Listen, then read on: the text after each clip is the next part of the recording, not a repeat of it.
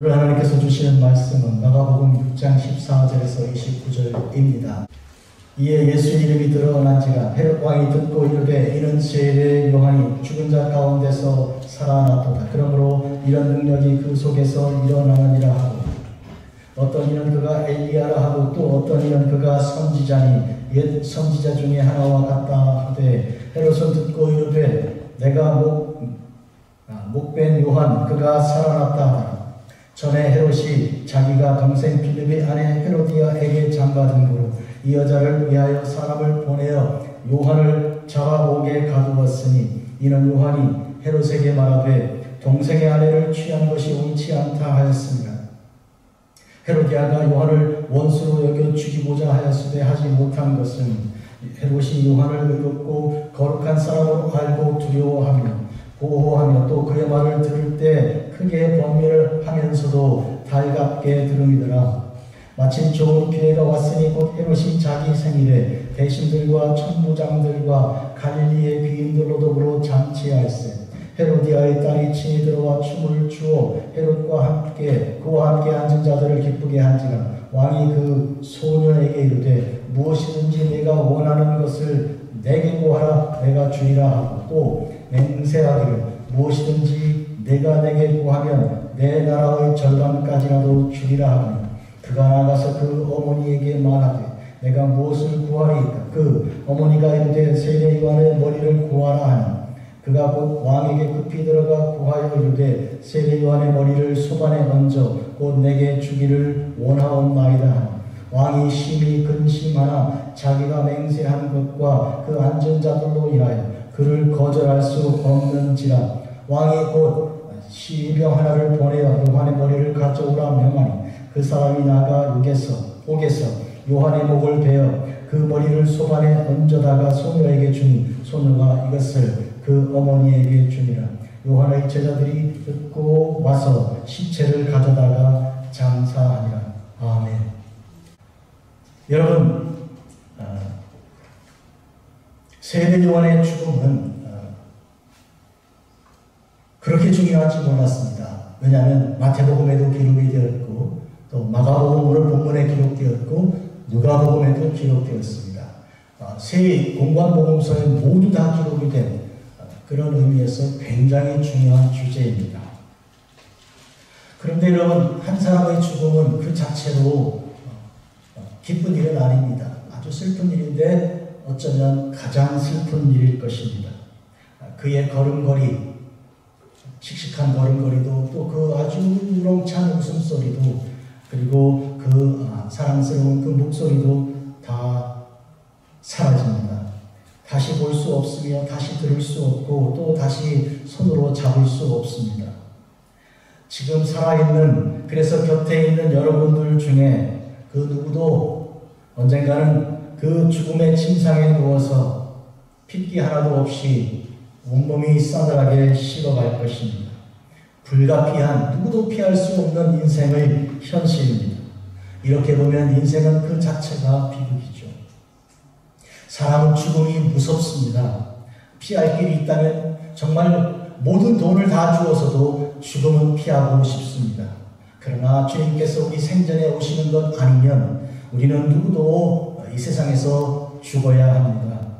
세상의 왕후장사 모두가 피하지 못했고, 불로초를 구하러 사람을 보냈던 진시 황제도 결국 죽어 세상을 떠났습니다. 그런데요, 이제 반전입니다. 여러분, 죽음은 그리스도 안에서 축복입니다. 요한계시록 14장 13절을 읽어드리죠. 또 내가 들으니 하늘에서 음성이 나서 이르되 기록하라. 지금 이후로 주 안에서 죽은 자들은 복이 있도다 하시매 성령이 이르시되 그러하다 그들의 수고를 그치고 쉬리니 이는 그들이 행한 일이 따름이라. 아멘. 여러분, 복이 있는 사람들이라 했습니다. 죽은 자들이. 언제요? 조건이 걸려 있는데 주 안에서입니다. 주님 밖에서라면 제일 큰 비극이고 슬픔이고 불행인데, 그러나 주님 안에서는 이것이 복이 있습니다. 그들은 이제 더 이상 수고하지 않게 되고, 그리고 그들은 그들이 행한 모든 일에 대하여 열매를 이제 거두게 가지게 될 것입니다. 이것이 조건입니다. 주님 안에만 있다면. 오늘 세례 요한이 죽은 이야기를 여러분께 전합니다. 그런데 이 세례 요한은 주님 안에 있는 사람입니다. 그러므로 그의 죽음은 불행이 아니고 그는 슬픔을 우리가 가질 이유가 없이 이 시간 주께 모든 감사를 돌려드리는 것입니다. 주님께서 팔복에서 사무에서 말씀하신 8가지 복의 그 내용을 보면 천국과 하늘의 그 복을 다 약속하셨는데 조건을 보면 다 이렇습니다. 심령이 가난한 자, 애통하는 자, 온유한 자, 다 불리한 조건들이에요. 이 세상 살 때 지혜도 없고 남들보다 성공할 수 있는 조건이 하나도 없는 것 말씀하고 계십니다. 의에 줄이고 목마른 자, 긍휼히 여기는 자, 마음이 청결한 자, 화평케 하는 자, 의를 위해 박해를 받는 자. 어떻게 보면 좀 좋고 착하긴 하지만 걱정스러워, 어른들이 볼 때 걱정스러운 거예요. 어떻게 저래가지고 이 세상 살 수 있나, 좀 모질지 못하다, 정말 안 된다, 이런 걱정이 많은 사람들인데 주님은 그런 사람들이 복이 있다고 하셨습니다. 이들은 다 주님 안에 있는 사람들입니다. 예수 그리스도 안에 있는 사람이죠. 나는 행복한 사람, 세례 요한의 죽음을 놓고 오늘 말씀을 증거합니다. 본문은 이렇게 됩니다. 예수님의 이름이 드러난 지, 예수님의 이름이 이제 소문이 났습니다. 헤롯 왕이 듣고 뭐라고 생각했는가 하니, 이는 세례 요한이 죽은 자 가운데 살아난 것이다. 세례 요한을 내가 죽였는데 그가 그 세례 요한의 능력을 입어서 지금 이 예수라는 자가 역사하는 것이다. 그렇게 생각합니다. 사람들은 이 엘리야라고 말하고 혹은 선지자라고 말하고 옛 선지자 중에 하나라고 말하는 이 예수님에 대해서 이 헤롯은 뭐라고 말하냐면 그는 내가 죽인 세례 요한이야, 이렇게 말합니다. 이제 배경이 나옵니다. 그가 어떻게 세례 요한을 죽였는가.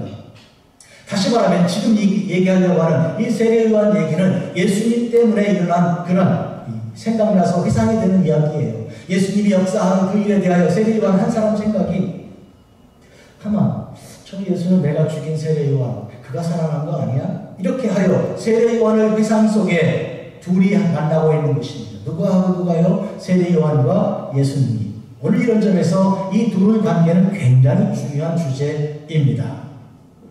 자, 세례 요한의 죽음에 대한 이야기가 이제 풀려 나옵니다. 전에 헤롯이 자기 동생 빌립의 아내 헤로디아를 데려왔습니다. 이건 안 되는 일이죠. 어떻게 동생이 아내를 데려옵니까? 그에 대해서 요한이 왕에게 나가서 안 된다고, 그것은 틀렸다고, 율법의 가르침에 어긋난다고 말하는 걸로 해서 헤롯이 그를 감옥에 잡아놓은 것이죠. 레위기 20장 21절 말씀이 그 근거인데요. 누구든지 그 형제의 아내를 데리고 살면 더러운 일이라. 그가 그 형제의 하체를 범하매니 그들에게 자식이 없으리라. 그와 같은 다음 세대를 끊어버리는 그런 하나님의 그 저주가 임하는 그런 죄가 여기 있는 것이죠. 그런 일에 대하여 세례 요한이 왕 앞에 두려움 없이 증거하였을 때 왕은 그를 감옥에 가두었습니다. 그런데 두 사람이 문제가 있잖아요. 누가 누굽니까? 헤롯과 이제 결혼한 헤로디아가 문제죠. 그런데 헤로디아가 훨씬 더 크게 화를 내고 있습니다. 헤로디아가 요한을 원수로 여겼다. 19절입니다. 죽이고 싶었다 했어요. 그런데 하지 못했습니다. 왜냐하면 헤롯은 거기까지 마음이 미치지 않았기 때문이죠. 그러니까 헤로디아라는 여자와 헤롯 두 사람의 그 나쁜 짓, 그런 그 간호하는 그 일에 대하여 특히 여자가 더 적극적이었다는 것을 알 수 있습니다. 모든 경우는 다 그렇지 않은데 여자가 되게 심각한 그런 문제를 오늘 여기서 보이고 있습니다. 이에 헤롯이 요한을 거룩한 의로운 사람이라고 생각하는 면이 있습니다. 헤롯에게는. 그래서 두려운 마음이 있으면서도 그 보호하는 마음이 있습니다. 누구로부터 보호합니까? 바로 그 헤로디아로부터 보호하는 마음이 있어서 감옥에 가두어 놓고 그리고 더 이상 어떻게 하지 못하도록 하고 있습니다. 왜냐하면 그는 그 세례 요한의 말을 들을 때 마음이 아프면서도 그걸 달갑게 들었다고 했어요. 그 말이 뭐냐면 옳은 거야. 하나님 말씀이 맞지. 나는 나쁜 죄인이야. 이런 생각하면서 들었던 것이죠. 헤로디아에게는 전혀 그런 마음이 없는 상태입니다. 그런데 마침 좋은 기회가 왔다 그랬어요. 21절. 어떤 기회, 누구에게 좋은 기회입니까? 헤로디아에게 좋은 기회죠. 헤롯이 생일을 맞아서 사람들을 초청하여 잔치를 벌였습니다. 그런데 이 헤로디아가 작전을 짜서 자기 딸을 내보내 춤을 추게 했겠죠. 이 헤로디아가 그 딸이 춤을 추는 걸 보고 사람들이 얼마나 잘하는지 기뻐서 웃고 웃음이 그치지 않고 왕도 너무 기쁜 나머지 뭐라고 말했는가 하면 이리 와라 내가 너한테 주게 선물을 주고 싶다. 뭐든지 달라. 내가 다 준다. 이렇게 말합니다. 심지어 뭐라고 말하냐면 내가 나라의 절반까지도 줄 테니 말해라. 그렇게 약속했습니다. 여러분 나라의 절반까지도 주겠다. 이것은 이 고대로부터 왕들이 너무 기쁜 나머지 신하들에게나 누구에게나 할 때 좀 허풍을 떨고 하는 말이지. 그게 무슨 사실입니까? 이 일종의 그런 화법 같은 거 있잖아요. 그런데 나쁜 여자 헤로디아는 바로 그것을 틈을 사용해서 왕을 곤경에 빠뜨립니다. 자, 이 여자가 왕을 사랑하는 여자인가요? 아니죠. 아니죠. 왕을 멸망 파괴시키는 여자이죠. 그러니 이 왕이 두려워하면서도 달게 뜨면서도 이렇게 보호하려고 했던 그 세례 요한을 지금 그가 죽이려고 그 여자가 하고 있지 않습니까? 이 소녀가 그 말을 듣고 어머니에게 가죠. 어쩌면 눈치를 보고요. 왕이 하는 말을 듣고 다 웃었잖아요. 이제 뭘 요구할지 궁금해졌잖아요. 그런데 그 순간에 어머니가 손짓으로 아마 딸을 불렀을 거예요. 말하지 말고 나한테 뭐라고. 아마 그래서 달려가서 말을 들으니 어머니가 뭐라고 말합니까? 가서 세례 요한의 머리를 달라고 그래라. 이렇게 말하는 것이죠. 이 얼마나 어마하고 무시한 일입니까? 그런데 이 소녀가 그 말을 듣고 곧 달려가 왕에게 말합니다. 세례 요한의 머리를 담아 소반에 얹어 주십시오. 그게 제가 말하는 소원이고 선물입니다. 왕은요 번민하였습니다. 이 도대체 이 웬일인가? 자기가 두려워하면서도 보호하려고 했던 이 사람을 지금 공개적으로 그 머리를 달라고 그러니까. 그런데 왕이 한 말이 있잖아요. 사람들 앞에 한 말이 있고 약속한다고 있으니 꼼짝달싹 못하고 덫에 걸렸습니다. 그리고 시위병 한 명을 보내서 세례 요한의 목을 가져오라 명령하고 그 사람은 그 명령대로 목을 가져다가 이 소녀에게 주고 그 소녀는 그것을 가져다가 어머니에게 주었다 그랬어요. 이 헤로디아라는 여자가 이 세례 요한의 머리를 가지고 무슨 생각했을까요? 내가 결혼한 것을 감히 이렇게 도전해? 누구든지 이것은 죽음이야. 아마 이렇게 했을 것입니다. 제자들이 듣고 요한의 제자들이 듣고 와서 세례 요한의 시체를 가져다가 장사를 지냈습니다. 여기까지가 오늘 본문의 내용이죠. 세례 요한 그가 죽임을 당했습니다. 그런데 그는 여러분 골리앗과 맞상대하다가 골리앗의 손에 죽은 자도 아니고 수많은 천만 대군들에게 전쟁하다가 장렬하게 전사한 바도 아닙니다. 아주 교활하고 아주 사특하고 악한 여자 한 여자의 그 꾀에 빠져서 여자의 손에서 죽은 거죠. 그리고 그 자리는 사람들이 흥청망청 술 마시고 노는 그런 잔치자리입니다. 모든 사람들이 사실은 그와 같이 마음이 다 풀어져 있고 한 그런 자리에서 혼자만 비극을 짊어지고 죽는 그런 상황이 됐습니다.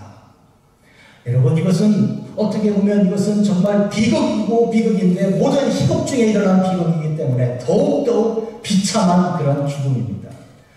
정말 하나님께서는 왜 이 세례 요한의 죽음을 이렇게 허락하셨을까? 저는 생각합니다. 여러분도 그렇게 궁금하지 않으세요?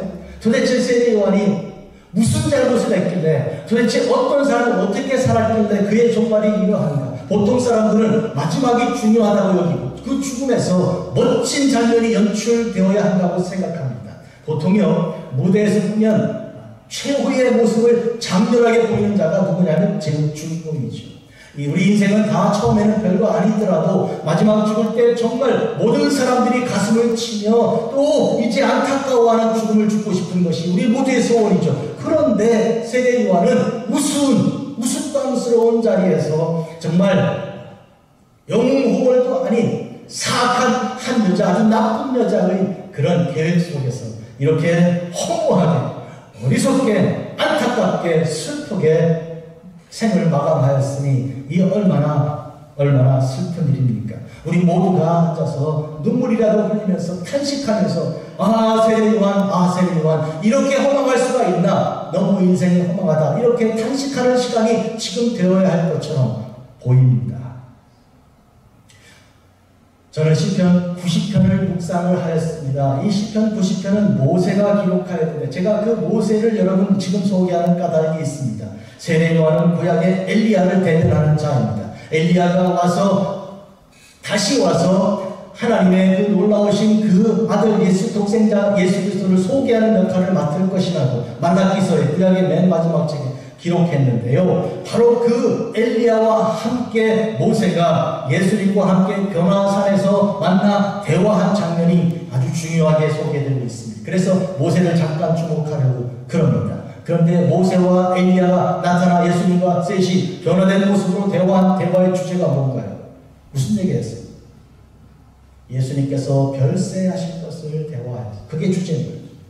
예수님께서 곧 십자가를 지고 죽으실 것에 대하여 말한 것이죠. 바로 이 모세, 엘리야와 함께 예수님의 죽으심에 대하여 말한 그 모세 이야기를 여러분에게 전하려고 그럽니다. 그 전에 잠깐 더 생각해보죠. 이 세례 요한은 그의 죽음을 비극이라고 생각하는 많은 이유들이 있는 중에 생각해보겠어요. 하나는 그는 젊어서 굉장히 고생을 한 사람이죠. 잘 어떻게 먹은 것도 없고 잘 집에서 잠자도 없습니다. 그는 광야 생활을 하는 사람. 집이 없었습니다. 요새 말로 치면 홈레스였습니다. 그리고 그는 입을 옷을 어디서 구했습니까? 죽은 약대의 털을 뽑아가지고 뜯어내가지고 둘러맨 것으로 그렇게 옷을 사왔고 먹을 것은 어디서 구했습니까? 메뚜기, 들판에 다니는 메뚜기를 먹었고 그리고 여기저기 들어있는 벌들의 꿀을 뜯어 먹었습니다. 그것이 그의 의식주 생활의 모습이었습니다. 그는 젊어서 죽었고 그는 결혼하지 않았습니다. 그는 자식을 두지 못했습니다. 세상에서 무슨 성취한 바가 하나도 없습니다. 그래서 누구든지 그를 기릴 만한 어떤 기념비를 세울 만한 사람이 아닙니다. 이쯤 되면 그는 실패한 사람이라고 볼 수 있습니다. 더더구나 그는 이와 같이 악한 여자의 손에서 이렇게 비참하게 정말로 아무 소리도 없이 이렇게 사라지고 말았습니다. 그런데 예수님은 그에 대하여 이런 평가를 내렸습니다. 내가 진실로 너희에게 말하노니 여자가 낳은 자중에 세례 요한보다 더 큰 이가 일어나는 바가 없다. 한마디로 말하면 누구든지 여자에게서 나지 않아요. 그러니 온 세상 사람들 중에 역사상에 누구라도 다 비교할 때 세례 요한이 1등 그런 뜻입니다. 그런데 그 세례 요한은 그런 점에서 맞습니다. 그는 일생 하나님께로부터 부르심 받은 그 부르심 그대로 모든 것을 이룬 사람이죠. 그는 한 가지 목표를 위해서 부르심 받았는데 태어나기도 그렇게 했고요. 곧 하나님의 아들을 만나 온 세상에 하나님의 어린 양으로 소개하는 것이죠. 우리를 위해 죽으실, 그래서 그 죽음의 그 피로 모두 구속하실 하나님의 어린 양 소개하는 일인데 과연 그는 그렇게 하였습니다. 나도 그를 알지 못하였으나 나를 보내어 물로 세례를 베풀라 하신 그이가 나에게 말씀하시되 성령이 내려서 누구 위에든지 머무는 것을 보거든 그가 곧 성령으로 세례를 베푸시는 이인 줄 알라 하셨기 때문에 하나님 말씀 들었기 때문에 내가 보고 그가 하나님의 아들이심을 증언하는구나. 이런 의미에서 그의 인생은 여러분 하나님의 계획하신 대로 온 그대로 완전하게 완벽하게 철저하게 그대로 지켜졌고 이루었습니다. 그러니 그는 성공한 사람, 그는 행복한 사람이지요. 주께서 이제 예수님께서 이 땅에 탄생하시기 이미 700년쯤 전에 벌써 예언자 선지자 이사야가 증거한 바 있습니다. 광야에 지금가의 소리가 있어 이르되 너희는 주의 길을 예비하라 그가 오실 길을 곧게 하라 하는 이 놀라운 메시지가 곧 세례 요한에 대한 증거였습니다. 이렇게 훌륭한 세례 요한이 오늘 죽임을 당했습니다. 아무리 훌륭한 사람이라고 해도 이 세상에 더 이상 없다는 것은 아주 큰 슬픔입니다. 하나님은 왜 우리에게 이런 슬픔을 오늘 우리에게 남기셨습니까? 그리고 그것을 마태복음, 마가복음을 위시해서 누가복음까지 그것을 이렇게 상세히 기록했습니까? 세례 요한은 스스로 분명히 죄인이지만 그러나 그리스도를 기다렸고 성령을 통해서 만난 그리스도를 온 세상에 전파하는 사명을 가졌고 그 사명은 완전히 성취되었습니다. 그런데 그가 이렇게 비참하게 죽었습니다. 이세벨은요.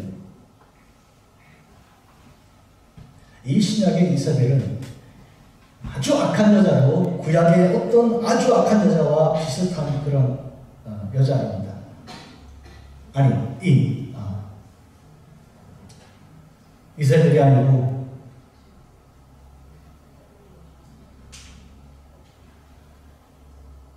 헤로디아. 헤로디아는 아주 악한 여자 이세벨과 비교됩니다. 이 이세벨을 여러분 이제 말씀을 드립니다. 구약에 있는 이 이세벨은 바로 엘리야를 죽이려고 했던 사람이었습니다. 이 이세벨이 이제 아합 왕의 부인이 돼서 이방신을 가지고 왔는데요. 이방신을 온 구약 북이스라엘 사람들이 다 섬기게 그렇게 만들었습니다. 그리고 선지자들은 잡아 다 죽이는 그런 못된 짓을 감행했죠. 그에 대해서 엘리야가 480명의 바알 선지자와 대결하여 갈멜산에서 그들을 이기고 하늘로부터 내리는 그 불의 증거를 가지고 승리하고 그리고 그들을 다 죽이지 않았습니다. 그때 이세벨이 어떤 결단을 내렸습니까? 내가 엘리야를 반드시 죽이겠다. 그런 이 놀라운 그런 결심을 가지고 있었을 때 그 무서운 일을 다 감당했고 놀라운 하나님의 그 성령의 역사심을 따라 불이 내려와서 이 하나님의 그 응답을 들었던 엘리야도 무서워 떨면서 아주 나만 남았다고 두려워하고 하나님께 가지 않았습니까? 바로 그 이세벨과 통하는 이 여자가 바로 이 헤로디아입니다. 그런 이 헤로디아의 손에 이렇게 무참히 죽은 이 세례 요한이지만 그러나 우리는 여기서 깊이 기억해야 할 것은 그는 이와 같은 사명을 감당한 자입니다. 이제 이 구약의 엘리야가 신약의 이 세례 요한으로 우리에게 온 바로 그 경우에 함께 변호산에서 예수님과 대화를 했던 모세의 말씀을 전합니다. 모세는 여러분 우리에게 이제 오늘 목회 기도에서 읽어드린 대로 시편 150편 중에 한 편을 기록했습니다. 바로 90편입니다. 그는 나이 80대 하나님께로부터 부르심받아 하나님께 헌신했습니다. 생각해보면 나이 80이면 굉장히 늦은 나이 아닙니까? 그래서 본인도 하나님 저는 너무 말하지 못하는 자고 부족합니다. 나이 40대와 너무 다른 패기가 완전히 사라진 상태였어요. 그러나 하나님 부르신 그대로 그는 헌신하여 40년 동안 이스라엘을 광야에 이끌어서 광야 맞은편 이제 요단강 바라보는 곳까지 이르게 한 그런 하나님의 사람이었습니다. 그는 이와 같은 헌신 섬기는 중에 최선을 다했으나 그러나 사람들은 그를 의지하지 않고 그를 이제 신뢰하지 않고 그를 따르지 않았습니다. 심지어 돌로 쳐 죽이려고 돌을 들고 달려들었습니다. 그때 모세는 하나님께 울부짖으며 하나님 저를 차라리 죽여주십시오. 제가 여기서 죽는 게 맞습니다. 이렇게 목숨을 하나님께 이렇게 죽여달라고 요청할 만큼 그는 고통을 겪었으나 그러나 끝까지 이스라엘을 가나안 앞에까지 인도했습니다. 자 보십시오. 그렇다면 그는 가나안 땅을 들어가야 할 것이 아니고 그의 일생 목표가 부르심받은 그대로 이제 가나안 땅에 이끌어가는 것이니 그런데 그는 가나안에 들어가지 못했습니다. 물론 그가 저지른 죄악이 있으나 하나님은 그것을 사하지 않고 그것을 근거로 가나안 땅에 들어가지 못하게 하셨습니다. 이는 내가 아브라함과 이삭과 야곱에게 맹세하여 그의 후손에게 주리라 한 그 땅이라 하나님께서 모세에게 말씀하시는 거예요. 내가 네 눈으로 보게 하였 거니와 지금 보고 있지? 가나안 땅이. 그런데 너는 그리로 건너가지 못할 것이다. 절대로 너는 안 된다. 이렇게 하였습니다. 그렇다면 이 모세는 인생이 실패한 것처럼 보입니다. 아무리 40년 동안 열심히 노력을 했어도 이제 그와 같은 처참한 그런 죽음으로 더 이상 건너가지 못하게 되는 그 요단강 앞에 서 있는 그런 것입니다. 여호와의 종 모세가 여호와의 말씀대로 모압 땅에서 죽었습니다. 그리고 벳볼 맞은편 모압 땅에 있는 골짜기 장사되었는데 아무도 그 묻힌 곳을 아는 자 없습니다. 이 말 속에 들어있는 것은 사람들은 그의 묘지를 찾아가서 칭송하고 얼마나 그런 어떤 근거도 하나님께서는 허락해 주지 않은 것이죠. 어떻게 보면 바람처럼 먼지처럼 사라지고 만 것인데 그의 인생은 그렇다면 불행한 것이었습니다. 수고한 모든 것에 대한 열매가 없습니다. 그런데 그는 신명기 33장 29절에서 이렇게 이스라엘의 행복을 말합니다. 들어보십시오. 이스라엘이 얼마나 행복한 사람이로다. 여호와의 구원을 너같이 얻은 백성이 누구냐. 여러분 모세가 이스라엘에 대하여 이스라엘이여 너희는 행복한 사람이로다 이렇게 말하고 있습니다. 그는 너를 돕는 방패시오 내 영광의 길 칼이시로다. 내 대적이 내게 복종하리니 내가 그들의 높은 곳을 밟으리로다. 여러분 모세가 이스라엘을 거룩한 이스라엘 백성을 행복하다고 말했으면 본인도 행복한 것입니다. 한마디로 말하면 이스라엘이 행복한 것은 행복한 지도자 모세가 있었기 때문입니다. 신명기 34장 7절 모세가 죽을 때 나이 120세였으나 그의 눈이 흐리지 아니하였고 기력이 쇠하지 아니하였더라. 성도 여러분, 하나님께서 모세를 데려가셨으나 그러나 그는 끝까지 최선을 다하여 모든 것을 주님께 다 바쳐드린 그런 아름다운 사람으로 오늘 우리가 기억하고 있습니다. 오늘 읽은 목회 기도에서 읽은 시편 90편의 주제는 하나님은 천지를 창조하신 하나님으로 영원하신 하나님, 천지 만물이 존재하기 전부터 계신 하나님께서 이제 사람들을 직불로 돌아가게 하시되 그러나 하나님께서 그들의 그 삶에 그들의 손으로 행한 그 모든 것을 기억하시고 그것이 빛나도록 하시고 의미 있게 하시는 분이시라는 것을 말씀하십니다. 사람만 치고 보면 사람은 마치 들에 피어있던 꽃 있잖아요. 아침에 피어 저녁에 사라지는 꽃 같은 그런 존재들입니다. 우리 인생이 다 그런 것이죠. 허무하고 허망한, 도대체 이루었다고 하나 뭘 이루었는지 모르겠어요. 꽃이었다고 하나 그러나 10일도 가지 못하고 아침에 피었다가 저녁에 시들어버리는 그와 같은 인생들이죠. 그러나 마지막 결론은 무엇입니까? 당신의 종들의 손으로 행한 것을 의미 있게 해주십시오. 나타내시고 그들의 영광을, 주님의 영광을 그들의 자손에게 나타내 주십시오. 주 우리 하나님의 은총을 우리에게 견고하게 하시고 우리 손이 행한 일을 우리에게 견고하게 하십시오. 그 말은 우리가 손을 행한 그 일에 대한 열매를 거둘 수 있게 해주십시오. 여러분 기억하십니까? 요한계시록에서 주 안에서 죽은 자들의 행복에 대하여, 복에 대하여 말씀하시고 그가 이제는 편히 쉴 것이요 그 다음에 그가 행한 그 일에 대한 열매를 거둘 것이고 누릴 것이라고 말씀하신 것이 헛된 일을 한 게 아니라는 뜻이죠. 누구든지 주 예수 안에서 죽은 자들은, 그런 의미에서 주님을 떠난 자들은 모두 다 한 일에 대하여 허망하다, 헛되고 헛되다, 모든 것이 헛되다, 바람 앞에 불리는 흩어가는 그런 먼지 같은 것이나, 그러나 주 안에 있는 자들은 그들이 행한 일이 작은 일일지라도 보람있고 귀한 일로 주께서 기억하신다는 것이 모세의 기도 속에, 시편 속에 들어 있었습니다. 사랑하는 성도 여러분, 이 세례 요한은 구약에서 특히 말라기 책에서 예수 그리스도 오시기 전에 와서 예수님의 그 길, 메시아 길을 준비할 자라고 예고하신 그 세례 요한입니다. 그 엘리야입니다. 그 엘리야가 곧 이 세례 요한이죠. 그런데 우리가 아는 것처럼 구약의 엘리야는 비록 이세벨이라는 여자에게 쫓기고 그렇게 고통 가운데 있었는데요. 그런데 그의 죽음은 어땠습니까? 엘리야가 어떻게 죽었나요? 엘리야는 죽지 않았습니다. 하늘로 승천하여 올라간 것이죠. 구약의 두 사람, 에녹과 엘리야, 이 두 사람은 죽음을 맛보지 않았습니다. 신약까지 총틀어서 성경 전체에 딱 두 사람이죠. 에녹하고 엘리야. 그런데 구약의 엘리야가 이와 같이 승천하여 올라갔는데 신약의 이 세례 요한은 이처럼 비참하게 죽임을 당한 이 일에 대하여 우리는 같은 사람, 같이 이렇게 사역을 하는 사람인데 이렇게 다를 수가 있나? 오늘 여기서 우리는 기억해야 할 것이, 이 세상에서의 어떤 조롱의 모습의 죽음일지라도요, 하나님께서 그를 들어 하늘로 그대로 불말과 불대음으로 들어 올리는 죽음과 다르지가 않다. 뭘까? 영광이다. 그런 것이. 이제 마지막 결론으로 예수님의 죽음에 대해서 말씀드리겠습니다. 오늘 세례 요한의 죽음과 말씀드린 것처럼 예수님이 연결되는 거예요. 처음 오늘 본문에 어떻게 시작됐다고요? 예수님에 대한 소문이 나기 시작하고, 그리고 사람들은 이런 말 저런 말 하며 세례 요한과 연결시키고, 특히 헤롯이 내가 죽인 세례 요한 그 사람 다시 살아난 거 아니야? 할 정도로 세례 요한과 예수님이 연결된 상태였죠. 죽음으로 오늘 본문 연결되는 것을 말씀드립니다. 우리가 십자가를 보고 있잖아요. 우리 신앙생활의 핵심은 무엇입니까? 우리는 어떤 신앙을 가지고 있습니까? 예수님이 나를 위해 죽으셨다. 이게 핵심 내용이에요. 그것 말고 다른 주제가, 더 중요한 주제는 없습니다, 여러분. 우리가 성만찬을 우리가 참여하면서 우리가 고린도전서 11장에 뭐라고 말하면 우리가 성만찬 참여하는 까닭은, 떡을 받고 그리고 차를 마시는 까닭은 뭐라고요? 그렇게 함으로 주님 오실 때까지 그의 무엇을 온 세상에 증거한다고요?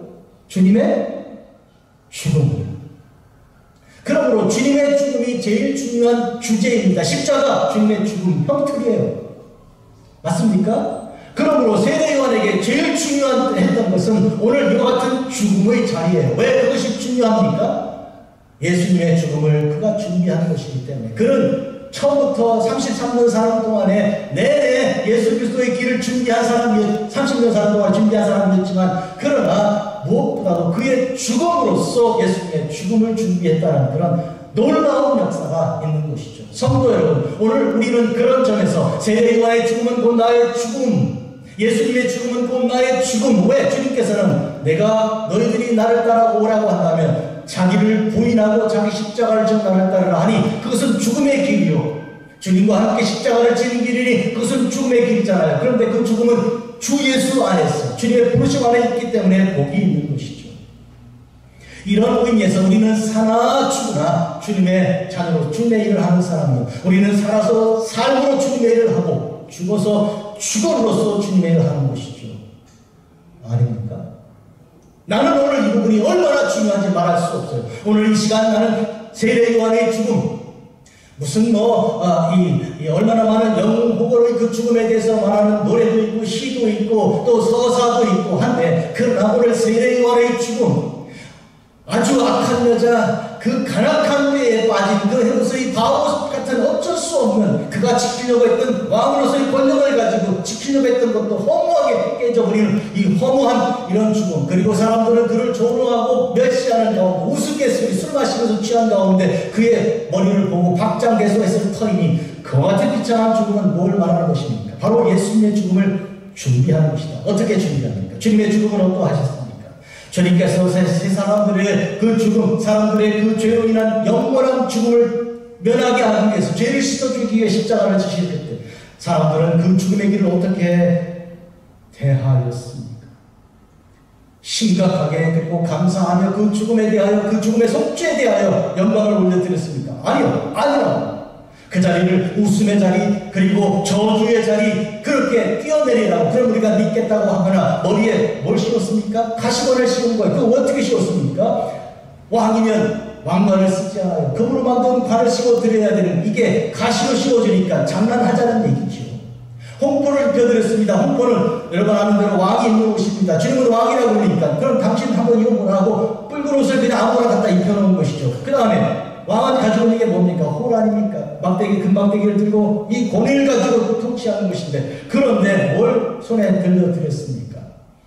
갈대를 들려준 거예요. 갈대, 뚝뚝 부러지는 갈대를 안 쳐줘. 갈대를 들고 홍포를 입고 머리에 가시관을 쓴 예수님, 이게 우스꽝스럽기가 이를 데 없는 거예요. 하나님께서는 왜 당신의 아들, 저런 못된 인간들, 아주 악한 자들의 손에 맡겨 저렇게 마지막 죽게 하셨습니까? 마치 세례요한이 간악한 여자 두 사람에게, 특히 그 헤로디아 여자에게, 아니 간음죄를 지었으기에 부끄러운 줄도 모르고 하나님 앞에 죄스러운 생각도 없이 그 말을 한 자를 원수로 여겨 죽이려고 하는 그런 자의 손에 하나님께서 맡겼다는, 그 생각해보면 맥락이 통하는 거죠. 오늘 이 시간 이 세례요한의 죽음을 통해 우리는 예수님의 죽음이 예고가 되고 있는 것이죠. 그런데 놀라운 것은 세상에 눌러볼 때는 실패한 것이요, 멋지지 않고요, 장엄해보이지도 않는 이 죽음이, 그러나 놀라운 것은 그는 예수님의 죽음을 준비하는 죽음이었기 때문이죠. 오늘 여러분의 그 죽음에서 예수님의 영광이 나타나기를 나는 바랍니다. 여러분은 어떻게 살 것인가 염려하고 있겠지만, 그러나 어떻게 죽어야 하는가가 더 중요한 주제입니다. 왜냐하면 아무리 잘 살아서도 결국 죽음에서 하나님께 영광을 올려드리지 못하면 다소는 없는 것이기 때문이죠. 마지막이 제일 중요합니다. 어떻게 죽어야 할 것입니까? 사랑하는 성도 여러분, 오늘 저는 2025년 8월 31일 마지막 주일인데, 여러분의 삶 속에서 나타나는 죽음의 그 표상, 죽음의 가는 길, 그것은 그 십자가인데 여러분에게 명령하신 십자가 아닙니까? 금문교회는 십자가로 유명한 교회이기도 해요. 우리 김명남 목사님 십자가, 모든 사람들이 사랑하는 십자가 아닌가요? 여러분, 우리는 십자가의 교회로서 십자가를 바라보는 그런 삶인데, 그건 죽음이라는 말이죠. 그런 의미에서 오늘 세례요한의 죽음은 가장 악한 여자, 그리고 가장 아주 그런 사람 손에 죽은 것처럼 보이나, 그러나 하나님께서 예비하신 것이요, 하나님께서 당신의 아들 예수 그리스도를 이 땅에 그와 같이 보내 허망하게 죽게 하셨으나, 그러나 그건 인간의 능력, 하나님께서는 영광이라 하신 것입니다. 예수님께서 당신이 죽으신 일을 예고하시며 뭐라고 말씀하셨습니까? 내 때가 이제 가까이 왔다. 무슨 때라고요? 십자가의 때인데, 그건 어떤 때라고 말씀하셨습니까? 내 아버지가 영광 받으실 때라고. 아니, 그렇게 처참하게 사람들의 조롱과 멸시천대를 받으며 그렇게 채찍에 맞으며 죽으시는 아버지여 나의 하나님 나의 하나님 어찌 나를 버리셨나이까? 그게 하나님 영광 받으시는 시간이라고요? 그게 무슨 얘기입니까? 바로 여기에 있습니다. 하나님은 모든 약속을 이스라엘 사람들을 아니라 온 세상 사람들을 죄에서 건지시고 그들의 사망에서 일으켜 영생을 주시고 하신 그 모든 약속을 예수님께서 죽으심으로 이루신 것이기 때문에 그 시간은 하나님께 영광 올려드리는 시간입니다. 하나님께 영광. 내가 영광 받을 때가 왔도다. 그 두 번째는 뭡니까? 당신에게도 영광입니다. 예수님께서 영광이라니 무슨 소리입니까? 사람의 눈으로 볼 때는 수치요 치욕이고 부끄러운 그런 아주 저주받은 자로서 십자가에 매달린 것인데 그게 왜 어째서 영광입니까? 우리는 영광이라는 개념을 다시 해야 됩니다. 완전히 새롭게 이해해야 됩니다. 영광이 뭡니까 여러분? 사람들에게 칭찬받고 박수 받으면 영광인가요? 아니라고요. 우리가 받을 영광은 하나님이 인정해 주셔야 되는 것이고 사람들로부터는 반대로 조소와 멸시와 천대를 받는 것이 마땅하죠. 여기서 상 받으면 주께서 말씀하시기를 저기서 상이 없다 하셨으니까. 여기서 인정받으면 저기는 인정받지 못한다고 하셨으니까. 분명히 세상과 천국은 정반대라고 말씀하셨으니까. 그런 의미에서 지금 주님의 치욕스러운 십자가 이것은 하나님께 영광이요 예수님 본인에게도 영광인 시간이죠. 그렇다면 오늘 우리는 세례요한의 죽음을 다시 해석할 힘이 있죠. 이제는 세례요한을 통해 주님께로 갔으니 주님으로부터 세례요한으로 다시 갈 시간 아닌가요? 자, 봅니다. 이 세례요한의 죽음은 어떤 죽음이었습니까? 그는 왕 앞에서 담대하게 당신 틀렸다고 하나님 말씀을 증거하는 사람으로서 그가 죽임을 당했습니다. 그런데 그는 그 죽임을 그대로 받아서 그 죽음으로써 예수 그리스도를 증거한 것이죠. 사랑하는 성도 여러분, 얼마 있지 않아서 우리가 사랑하는 사람들 하나 둘씩 보낼 것입니다. 우리 부모님들을 보냈고 그리고 어떤 분들은 벌써 자식을 먼저 보냈어요. 그리고 오늘 앉아있는 여러분들도 우리가 얼마 있잖아 영영 다시 못 보게 헤어지게 될 것입니다. 그러나 그것은 비참한 일이고 그것은 두려워할 일이고 피하다가 맞이하는 어쩔 수 없는 것이 아니라 그것은 우리에게 하나님에게 영광이요 오늘 우리 자신에게도 영광인 날이 되는 것을 우리가 분명히 믿어야 합니다. 언제? 주 안에 있을 때. 주님 안에 있을 때. 그런 의미에서 성도 여러분 이제 죽기를 각오하고 일사각오를 가지고 주님 위해서 죽는 그런 삶을 살아가는 그런 하나님의 종들이 되시기를 진심으로 바랍니다.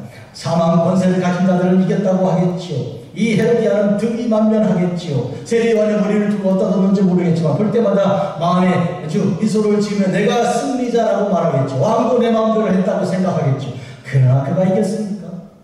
사망한 너에 쏘는 것이 어디 있느냐? 죽음 권세 너는 어디 있느냐? 우리 주 예수 그리스도의 부활의 능력이 이 모든 것을 다 물리치실 것입니다. 성도 여러분, 우리가 마땅히 바라보아야 하고 가야 할 길이 무엇인지 십자가 아닌가 기도하겠습니다. 자비로 거룩하신 아버지 하나님, 우리 주 예수 안에서 오늘 저희들은 세례요한의 죽음에 대하여 묵상하였습니다. 또 세례요한으로 부상한 엘리야와 함께 변화산상에서 주님을 만났던 모세의 죽음도 우리가 묵상하였습니다. 무엇보다도 십자가 위에서 부르짖으며 다 이루었다 하신 우리 주님의 죽음도 우리가 묵상하였습니다. 자비로우신 아버지 하나님, 오늘 저희들이 주님의 죽음이 그리고 세례요한과 모세의 죽음이 결국 하나님의 영광 되는 것이라면 오늘부터 그렇게 죽기를 원합니다. 주여, 저희들을 주 안에서 죽게 하옵소서. 그리하여 우리의 죽음이 복이 되게 하시옵소서. 그리고 우리가 한 그 모든 일들이 주님 안에서 의미가 있게 하여 주시옵소서. 예수님의 이름으로 기도합니다.